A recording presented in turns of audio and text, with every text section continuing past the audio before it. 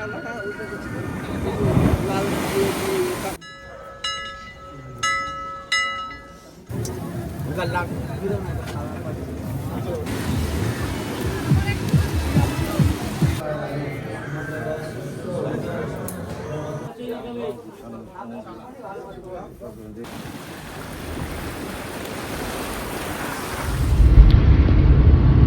বন্ধুরা, কিছু নতুন অভিজ্ঞতার খোঁজে আজ 2025 সালে 8ই ডিসেম্বর আমরা কলকাতার সোদপুর থেকে বেরিয়ে পড়েছি গাড়ি নিয়ে।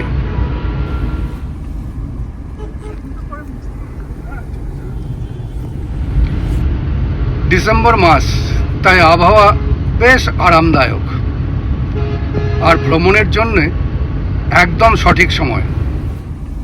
দুটো গাড়িতে আমরা 6 জন বেরিয়ে পড়লাম দীঘার পথে। রিঙ্কি, দেখো তো ওই সামনের গাড়িটা কাকুর গাড়ি কিনা? কোথায়? হ্যাঁ হ্যাঁ, কাকুর সামনের কাকুর গাড়িটা। হ্যাঁ হ্যাঁ, এই তো কাকুর গাড়ি বেরিয়ে যাচ্ছে। এই তো পাশাপাশি যাচ্ছে। পাশাপাশি যাচ্ছে। এই যে কোন পাশাপাশি? হ্যাঁ, পাশাপাশি। এই যে কাকুর গাড়িটা, আমাদের কাকুর গাড়িটা বেরিয়ে যাচ্ছে।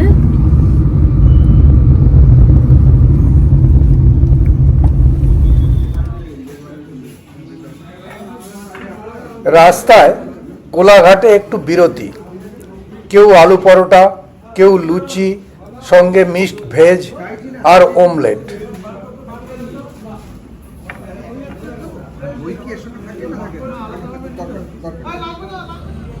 সঙ্গে গরম ধোঁয়া উঠছে এমন কফি।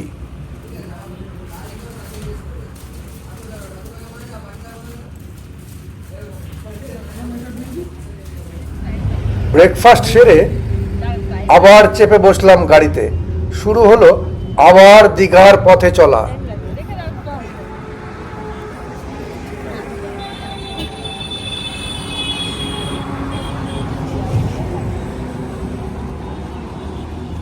চলুন এবার তাহলে এগোনো যাক।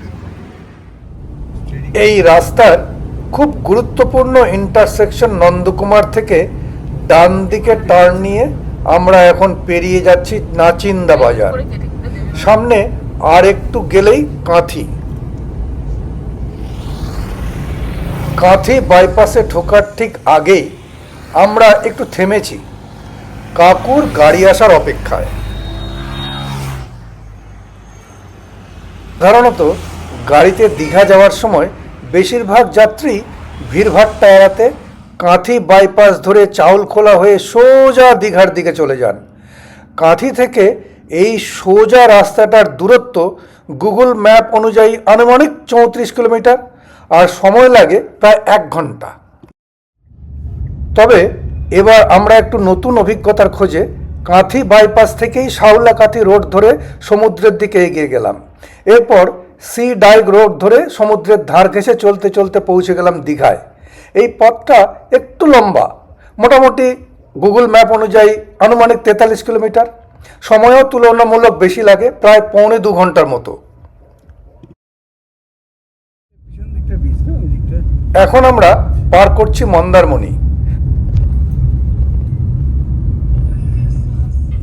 দুপাশে চোখে পড়ছে অসংখ্য মাছ চাষের ভেরি। চারপাশের প্রকৃতি দেখতে দেখতে এসে পৌঁছলাম জলদা ব্রিজে। জলদা ব্রিজ মনোরম মেরিন ড্রাইভেরই একটা অংশ। এই রাস্তা মন্দারমণি, তাজপুর আর দীঘার সি বিচকে একসঙ্গে যুক্ত করেছে। সমুদ্রের ধার ঘেঁষে তৈরি এই পথটা পর্যটক আর স্থানীয় মানুষদের যাতায়াত অনেকটাই সহজ করে দিয়েছে। জলদা ব্রিজ পার হবার কিছু পরেই আমরা চলে এলাম একেবারে সমুদ্রের ধারে, সৈকত সুন্দরী রাস্তার ওপর। দেখুন রাস্তাটা কতটা সুন্দর। এখানে যান চলাচলও খুব বেশি নয়, লোকজনের চলাফেরাও তুলনামূলক কম।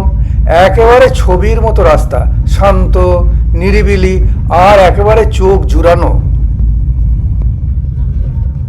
এই সুন্দর রাস্তা ধরে চলতে চলতেই পড়লো শঙ্করপুর সি বিচ। বিচের পাশের পার্কিংয়ে গাড়ি থামিয়ে একটু নেমে ঘুরে দেখলাম চারপাশটা। এখানকার পার্কিং ফির তালিকাটাও আপনারা একবার দেখে নিতে পারেন।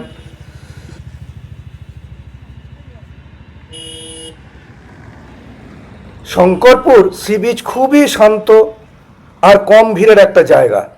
আশেপাশের অন্য সি বিচগুলোর তুলনায় এখানে পর্যটকদের চাপ অনেক কম, তাই নিরিবিলিতে সময় কাটানো, ছবি তোলা বা তাজা সামুদ্রিক খাবার উপভোগ করার জন্য জায়গাটা বেশ আদর্শ। কলকাতার মতো ব্যস্ত শহরের কোলাহল থেকে একটু দূরে শান্ত একটা সি বিচে দু একদিন কাটাতে চাইলে শঙ্করপুর নিঃসন্দেহে ভালো একটা পছন্দ।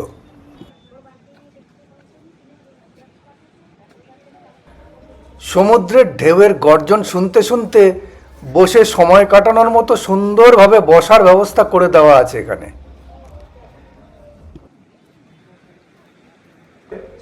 খুব বেশি সময় এখানে বসে থাকা হলো না, খিদে পেয়ে গিয়েছিল আর আমাদের আগেই কাকুর গাড়ি হোটেলে পৌঁছে গিয়েছিল, তাই কিছুক্ষণ বিচের ধারে ঘোরাফেরা করে আবার রওনা দিলাম দীঘার দিকে।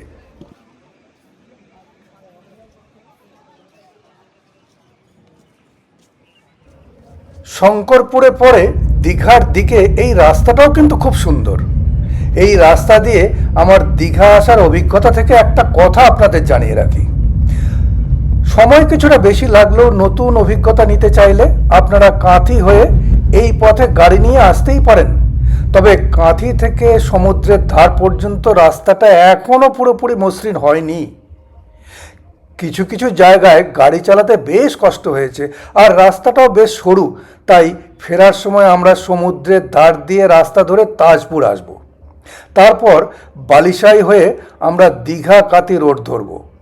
জলধা তাজপুর থেকে দীঘা পর্যন্ত সমুদ্রের ধার ঘেঁষে রাস্তাটা সত্যিই দারুণ, গাড়ি চালাতেও বেশ ভালো লাগে। শঙ্করপুর থেকে দীঘার দিকে একটু এগোনোর পর বাঁ দিকে দেখা গেল বার্ড ভিউ পয়েন্ট। সেটা দেখে আমরা গাড়ি থেকে নেমে পড়লাম। জায়গাটা নতুন হলেও খুব দ্রুত জনপ্রিয় হয়ে উঠছে। এটা অনেকটা জায়গা জুড়ে একটা বিশাল জলাভূমি বা বলা যায় ভেরিরই একটা অংশ, যা এখন পরিযায়ী পাখিদের জন্য এক ধরনের অভয়ারণ্যে পরিণত হয়েছে। শঙ্করপুর থেকে টোটো, ই রিক্সা বা নিজের গাড়িতেই এখানে সহজে আসা যায়। স্থানীয়দের কাছে জিজ্ঞেস করে জানলাম নভেম্বর থেকে ফেব্রুয়ারি পর্যন্ত সময়টাই এখানে পাখি দেখার সবচেয়ে ভালো সময়, আর দিনের মধ্যে সকাল 6টা থেকে 8টা কিংবা বিকেলের শেষের দিকে সূর্যাস্তের ঠিক আগের সময়টা এখানে আসার জন্য একেবারে উপযুক্ত। পাখি দেখতে দেখতে সময় কাটানোর জন্য বেশ কিছু বসার ব্যবস্থা করা রয়েছে এখানে। আর এই হলো আমাদের হোটেল দীঘালে 2। হোটেলটা একদম জগন্নাথ ধামের পাশেই অবস্থিত। ম্যাপে একটু দেখলেই লোকেশনটা আপনারা খুব সহজেই বুঝে নিতে পারবেন। এটা হলো হোটেলের সামনে মেন রাস্তা, আর এইখানে আমাদের হোটেল, আর এইখানে হলো জগন্নাথ দেবের মন্দির। চলুন এবার হোটেলের ভেতরে যাওয়া যাক। এটা হলো হোটেলের রিসেপশন। রিসেপশনে লেখা আছে চেক ইন সময় দুপুর 12টা আর চেক আউট সকাল 10টা। এই পাশে বিশাল জায়গা জুড়ে অতিথিদের বসার ব্যবস্থা রয়েছে। সব কিছুই বেশ সাজানো গোছানো লাগছে। আর এই দিকে আছে হোটেলের রেস্টুরেন্ট। রেস্টুরেন্টে ঢোকার মুখেই বোর্ডে লেখা রয়েছে কমপ্লিমেন্টারি ব্রেকফাস্টের মেনু। একটু আগেই আমরা কলকাতা থেকে দীঘায় এসে পৌঁছেছি। এবার আমরা থাকছি ওয়েস্ট বেঙ্গল ট্যুরিজমের দীঘালি 2 ট্যুরিজম প্রপার্টিতে। কলকাতা থেকেই আমরা অনলাইনে অ্যাডভান্স বুকিং করেছিলাম। West Bengal tourism development corporation লিমিটেডের ওয়েবসাইটে গেলেই অ্যাভেলেবিলিটি আর রুম রেট চেক করা যায়। আমরা যে রুমে আছি সেটা হলো 3rd ফ্লোরের AC deluxe room. Room charge 3200 টাকা আর সিজিএসটি এসজিএসটি মিলিয়ে মোট খরচ পড়ে 3360 টাকা। সিনিয়র সিটিজেনদের জন্য এখানে 10% ডিসকাউন্টও পাওয়া যায়। এটা একটা ভালো সুবিধা।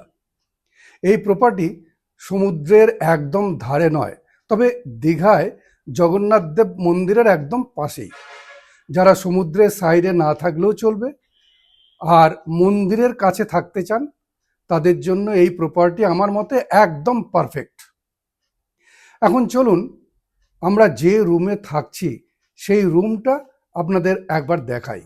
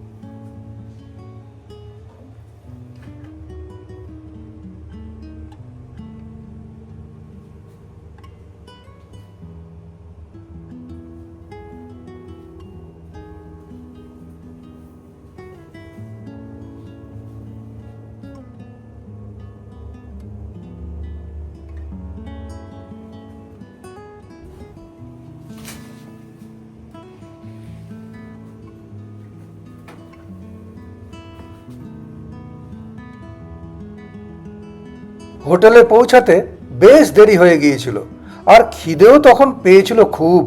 তাই একটু ফ্রেশ হয়েই আমরা সোজা রেস্টুরেন্টে চলে এলাম। আমরা ভেজ থালির অর্ডার করেছিলাম, আর হোটেলের পক্ষ থেকে সঙ্গে কমপ্লিমেন্টারি চিকেন বিরিয়ানিও দেওয়া হয়েছিল। কি কি আছে গো ভেজ থালিতে? ভেজ থালিতে আছে ডাল আছে, পালং শাক আছে, আলু ফুলকপির তরকারি আছে, ঘি সামথিং ঘি আছে, ঘি, ডাল, পালং শাক, আলু ফুলকপির তরকারি, বেগুন ভাজা, পটল ভাজা, আলু সেদ্ধ, চাটনি, পাঁপড়, রসগোল্লা, লেবু, কাঁচা লঙ্কা, পেঁয়াজ।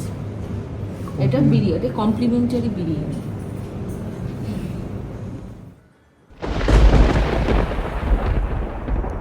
আগামীকাল সকালে যাব জগন্নাথ ধামে পুজো দিতে, তাই আজকের সন্ধ্যাটা রেখে দিলাম ওল্ড দীঘার সমুদ্রের কাছে বসে। ওল্ড দীঘা হোক কিংবা নিউ দীঘা, সমুদ্রের ধারে প্রাণের চেনা ভিড় সবসময়ই জমজমাট।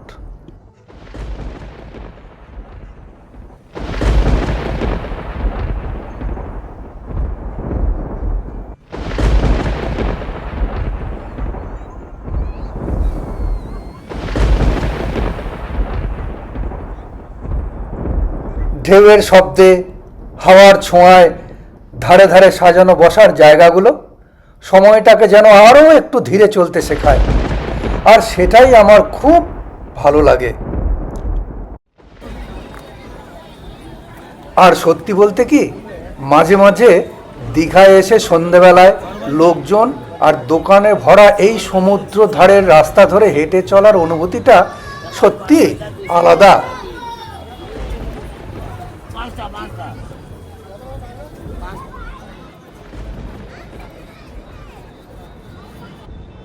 আজ 9ই ডিসেম্বর, এটা খুব সুন্দর সকাল। এখন আমরা যাব জগন্নাথ দেবের পুজো দিতে। তার আগে হোটেলের ছাদ থেকে একবার জগন্নাথ ধামটা দেখে নিন, কি সুন্দর লাগছে, তাই না? দেখুন কত বড় জায়গা জুড়ে মন্দির চত্বর। মন্দির চত্বরের এলাকা আনুমানিক 20 একর। মেইন রোড থেকে 6 নম্বর গেটের দিকে গেলে ডান দিকে রয়েছে এই গাড়ি পার্কিংয়ের জায়গাটা। 6 নম্বর গেটের পাশের রাস্তার উল্টো দিকে রয়েছে জুতো রাখার জায়গা, আর তার পাশেই আছে ডালা আর্কেড। এখন আমরা এই 6 নম্বর গেট দিয়েই সিকিউরিটি চেক পেরিয়ে মন্দির চত্বরে ঢুকব। গেট দিয়ে ভেতরে ঢুকতেই হাত ধোয়ার সুন্দর ব্যবস্থা চোখে পড়ল। এখানে একটা ধর্মীয় পুস্তকের দোকানও রয়েছে দেখছি।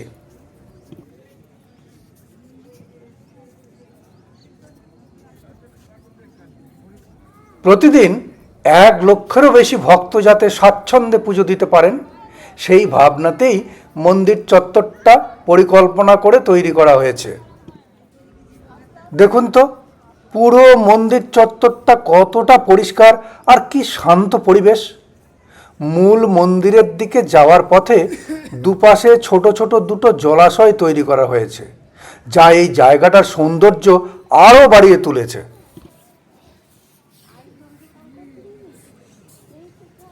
এবার সামনে দেখছেন জগন্নাথ দেবের মূল মন্দির। মন্দিরটার নকশা ও গঠন কলিঙ্গ ধাঁচে করা হয়েছে, আর মাটির উপর থেকে এর উচ্চতা 65 মিটারেরও বেশি। মন্দিরটা এমনভাবে বানানো হয়েছে যেন প্রাচীন বৈদিক মন্দিরের সব রীতি ও গঠন এতে থাকে। মনে রাখবেন, এখানকার কোনো মন্দিরের ভেতরে ছবি তোলা বা ভিডিও করা নিষেধ। জাতি, ধর্ম বা বর্ণ নির্বিশেষে যে কেউ এখানে প্রবেশ করতে পারেন। জানা যায় এই জগন্নাথ ধাম নির্মাণে প্রায় 250 কোটি টাকা খরচ হয়েছে।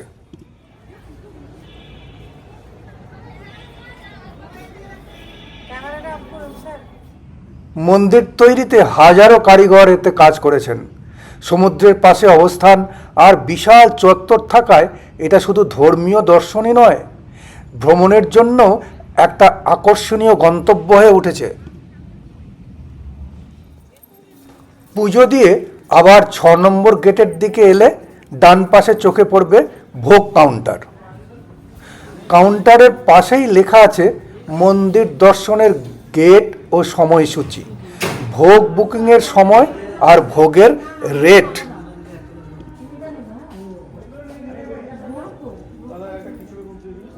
জনপ্রতি 150 টাকার মহাপ্রসাদের টিকিট কাটলাম।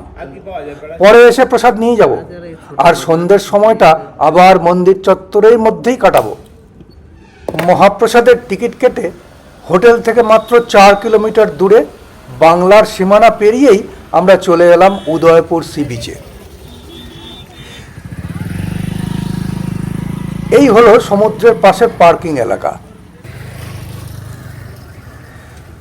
এখানে গাড়ি পার্কিংয়ের জন্য দিতে হয়েছে 50 টাকা। এই বিচটা তুলনামূলকভাবে একটু ছোট আর একটু অপরিষ্কারও বটে, তবু মজার অভাব নেই। ঘোড়ায় চেপে বিচে ঘোরাফেরা করা, বোটে করে সমুদ্রের ভেতরে যাওয়া, কাঁচা মাছ আর কাঁকড়া কিনে সঙ্গে সঙ্গে ভেজে খাওয়া, আর সমুদ্রের জলে পা ভিজিয়ে চেয়ারে বসে গল্প করা, আর সবচেয়ে বড় আনন্দ অবশ্যই সমুদ্রের জলে নেমে স্নান করে সময় কাটানো। যে মহাপ্রসাদের জন্য আমরা টিকিট কেটেছিলাম সেগুলো নিতে উদয়পুর সি বিচ থেকে ফেরার পথে আবার জগন্নাথ ধামে এলাম। সকালে মন্দিরে ঢোকার সময় আমরা 6 নম্বর গেট ব্যবহার করেছিলাম। এখন আপনারা দেখুন 1, 2, 3 আর 5 নম্বর গেট। মেন রাস্তার দিকে বাঁ পাশে 2 নম্বর গেট, যেটা দিয়ে দর্শনার্থীরা ভেতরে ঢোকেন। মাঝখানের এই বড় গেটটাই হলো 1 নম্বর গেট।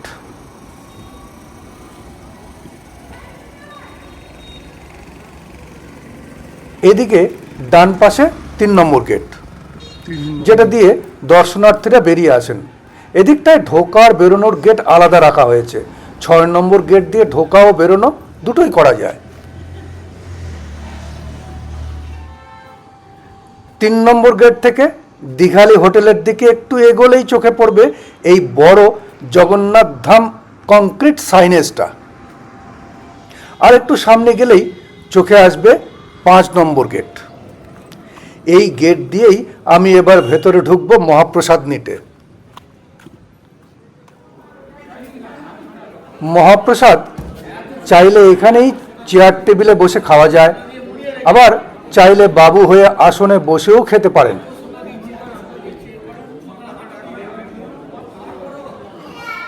আর যারা বাড়িতে নিয়ে যেতে চান তাদের জন্য খুব সুন্দরভাবে প্যাক করে দেওয়ার ব্যবস্থাও আছে। আমাদের 150 টাকার মহাপ্রসাদের প্লেটে ছিল সাদা ভাত, পোলাও, ডাল, আলুর বড়া, আলু পটলের তরকারি, আলু মটরশুঁটির তরকারি, পনিরের তরকারি, টমেটোর চাটনি আর শেষে মিষ্টি।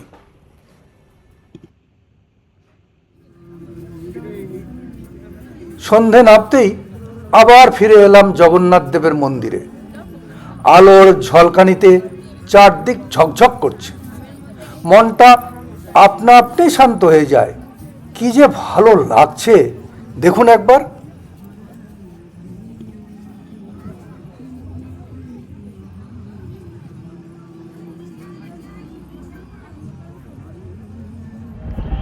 এবার দীঘায় আসার আসল কারণ ছিল জগন্নাথ দেবের মন্দিরে পুজো দেওয়া। আজ সেই উদ্দেশ্য পূর্ণ হয়েছে। মন দিয়ে সময় নিয়ে শান্তভাবে পুজো দিতে পেরেছি, এই যেন এক অনির্বচনীয় আনন্দ। আগামীকাল ফিরব কলকাতায়, তাই আজকের এই সন্ধে কাটাচ্ছি ঠিক এইখানেই, মন্দিরের এই শান্ত পরিবেশে, ভক্তির সুধা আর সমুদ্র বাতাসের ছোঁয়ায়। আজকের অনুভূতি ভাষায় বোঝানো কঠিন। শুধু মনে হচ্ছে মনটা যেন আরও শান্ত, আরও পরিপূর্ণ। আজ 2025 সালের 10ই ডিসেম্বর। দীঘালি 2 প্রপার্টি থেকে চেক আউট সকাল 10টায়। কমপ্লিমেন্টারি ব্রেকফাস্ট সেরে নিয়েছি, ব্যাগপত্র সব গোছানো। এখন সকাল 10টা 5। হোটেল থেকে বের হওয়ার সময় হয়ে এসেছে। কলকাতায় ফেরার আগে আমরা ঘুরে দেখব চন্দনেশ্বর মন্দির। চলুন বেরিয়ে পড়ি চন্দনেশ্বর মন্দিরের পথে। দীঘা থেকে মাত্র 7 কিলোমিটার দূরে আছে জাগ্রত শিবক্ষেত্র চন্দনেশ্বর মন্দির। মন্দিরের কাছেই রয়েছে গাড়ি পার্কিংয়ের ব্যবস্থা। পার্কিং ফি বোর্ডে স্পষ্ট করে লেখা আছে। পশ্চিমবঙ্গ আর উড়িষ্যা সীমান্তের একদম কাছে। এটা হলো চন্দনেশ্বর মন্দিরের মূল গেট। গেট পেরিয়ে ঢুকলেই চোখে পড়ে পবিত্র মন্দির চত্বর। লোককথা অনুযায়ী একসময় জেলেদের জালে ধরা পড়া এক শিবলিঙ্গ থেকেই এই মন্দিরের সৃষ্টি।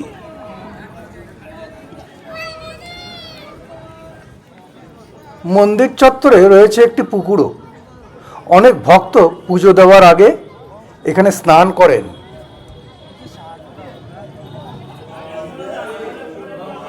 পূজারী ব্রাহ্মণের সহায়তায় ভক্তরা নিষ্ঠার সঙ্গে পুজো দিচ্ছেন এখানে।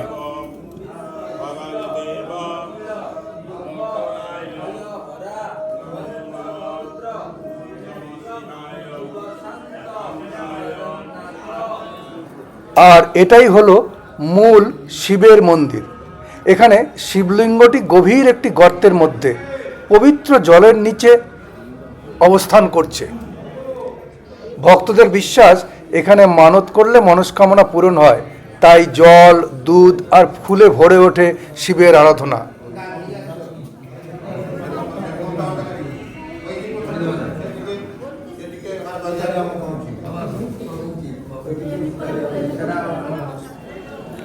প্রতি বছর চৈত্র মাসে 13 দিন ধরে এখানে বসে চড়ক মেলা, যেটা এই মন্দিরের সবচেয়ে বড় আকর্ষণ। দীঘা থেকে টোটো, অটো বা রিক্সায় খুব সহজেই চন্দনেশ্বর মন্দিরে পৌঁছানো যায়। আর অনেকে ইচ্ছা পূরণের আশায় দণ্ডি কেটে শিবের কাছে আশীর্বাদ প্রার্থনা করেন। যাই হোক, এই মন্দির থেকে বেরিয়ে আমরা এখন যাব দীঘা মোহনায়। আমরা এখন দাঁড়িয়ে আছি দীঘা মোহনায়। ওল্ড দীঘা থেকে মাত্র 4 কিলোমিটার দূরে এই জায়গাটা। ভোরের আলো ফুটতেই এখানে শুরু হয় ট্রলার বোঝাই রূপলি শস্যের নিলাম। পূর্ব ভারতের অন্যতম বড় মাছের নিলাম কেন্দ্র এটা।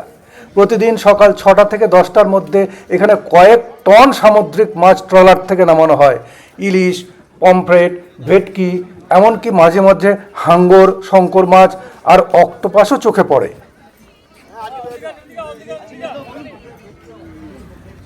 এখানে বেশ কিছু শুটকি মাছের দোকানও দেখতে পাবেন।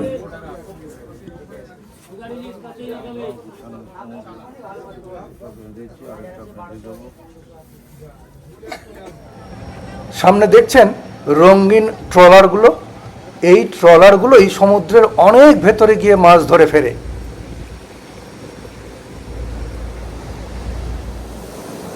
এই জায়গাটা কিন্তু খুবই বিপজ্জনক। একবার পা পিছললেই বড় বিপদ, তাই খুব সাবধানে চলতে হচ্ছে। আর এই দৃশ্যটা দেখুন, নদীর জল আর সাগরের জল মিলেমিশে একাকার। চম্পা নদী এসে মিশেছে বঙ্গোপসাগরের সঙ্গে এখানে। একেবারে অন্যরকম অপূর্ব অনুভূতি। এখান থেকে চাইলে মাছ নিয়ে বাড়িতেও নিয়ে যেতে পারেন, তবে মাছ দেখে আর দরদাম করে কিনবেন। আমাদের উপরে জানাই আর কিছু বলার নেই। কত হবে, কত ওজন, কত হবে, ওজন কত করে হবে? 1 কিলো 300, 1 কিলো 700 করে দেন, তাই তাই হয়ে যাবে। আরে সব পারবেন। আমরা 700 টাকা কেজি দরে দুটো মাছ নিলাম। মাছটা কি অবস্থা? একটা বক্স হবে না দুটো হবে? মাছ কেনার পর বরফ দিয়ে থার্মোকলের বাক্সে প্যাক করে দেওয়ার বন্দোবস্তও আছে এখানে। এটা হচ্ছে 60 টাকা আর এটা হচ্ছে 100 টাকা।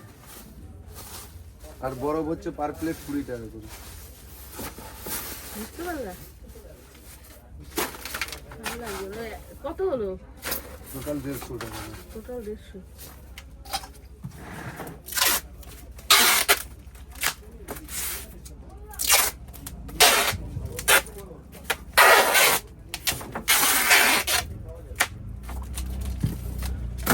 মোহনা থেকে আমরা চলে এলাম তাজপুরে। দেখুন, অনেকটা এলাকা জুড়ে এখানে পার্কিং লটের ব্যবস্থা আছে।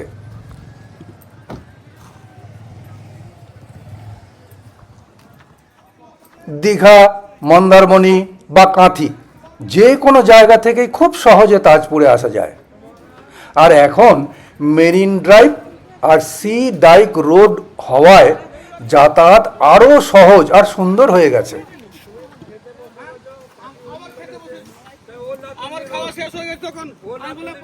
দীঘা বা মন্দারমণির মতো এখানে কোলাহল নেই। যারা একান্তে সমুদ্রের গর্জন শুনতে চান তাদের কাছে তাজপুর একেবারে স্বর্গ। শহরের ব্যস্ততা থেকে একটু দূরে শান্তিতে সময় কাটানোর জন্য তাজপুর সত্যিই আদর্শ। তাজপুর মূলত একটা মৎস্যজীবী এলাকা। ভোরবেলায় জেলেদের জীবনের ছন্দ এখানকার আলাদা সৌন্দর্য। ওই যে দূরে দেখতে পাচ্ছেন, ওটাই মন্দারমণি।